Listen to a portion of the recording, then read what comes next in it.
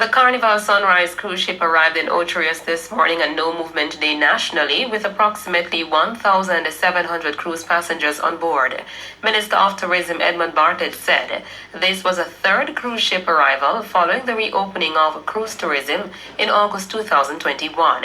He said that the schedule for the cruise season had been agreed on with Carnival Cruise Line prior to the imposition of the no movement days under the Disaster Risk Management Act. Minister Bartlett further added that the two previous cruise arrivals in August were successful and all the required protocols that had been agreed on with the cruise line were strictly observed and monitored.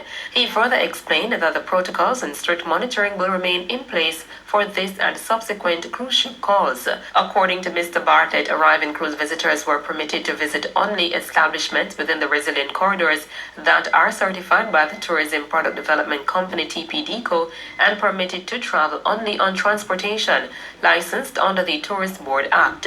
Minister Bartlett's explanation comes amid public backlash over the opening of some attractions in St. Anne on the no movement day for cruise passengers, while Jamaicans are required to stay at home.